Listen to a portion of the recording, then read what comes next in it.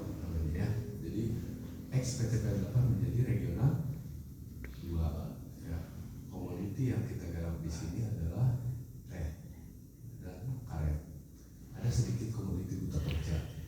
Untuk sawit kita melakukan KSO, kerjasama dengan PTPL 4. Jadi fokus utama bisnis kita adalah karet dan karet. Nah, ya gitu. So saya ulang, yang dimaksud transformasi itu apa? Perubahan menjadi lebih baik.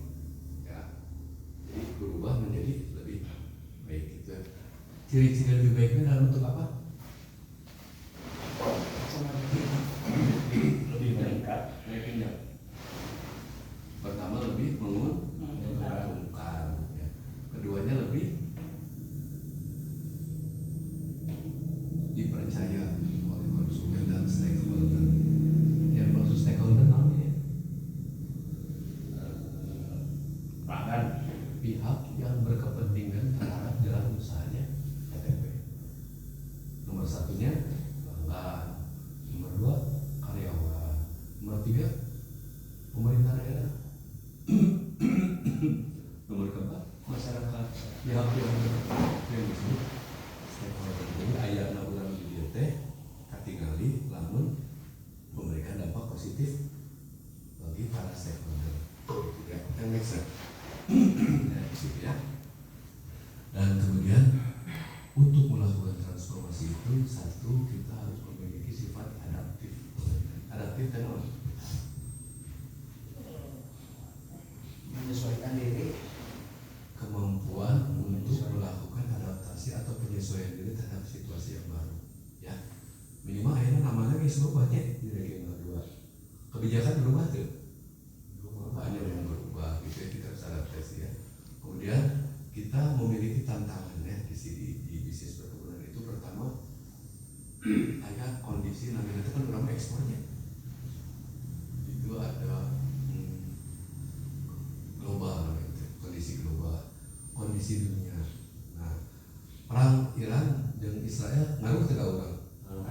Ngaruhnya di dalam penjualan. Penjualan.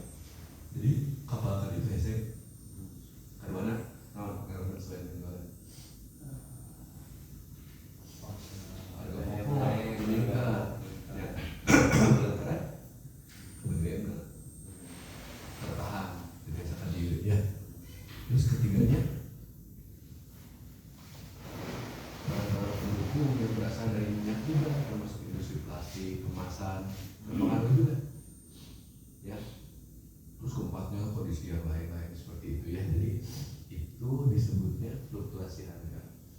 Jadi hukum dagang itu yaitu makin sedikit barang harga makin tinggi. Kita harus mengantisipasi keadaan ini.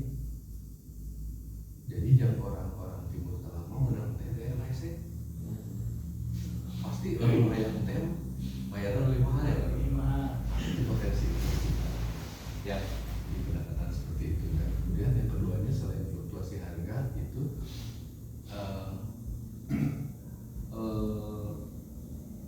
perubahan kondisi kebijakan pemerintah. Jadi kayak aturan pajak, aturan naon gitu, udah antisipasi oke. Kemudian juga ada regulasi-regulasi atau keinginan-keinginan pembeli. Nah, orang seringnya melakukan pendampingan di dia, gitu ya. Jadi di dia orang melakukan pendampingan dari pembeli untuk sertifikasi ISO, misalnya ada Rainforest Alliance, ada dari Tuanis, ada apa itu keinginan-keinginan orang banyak. Itu sesuai klausulnya 114 lebih ke peraturan tentang kesejahteraan wanita, ya, kesejahteraan keluarga, kesejahteraan anak ya. Ya, kita harus ikuti karena pembeli tidak akan percaya kalau kita tidak akan melaksanakan itu. Ya, kemudian kita juga melakukan inovasi. Ya, inovasi yang sudah dilakukan oleh Okom apa aja?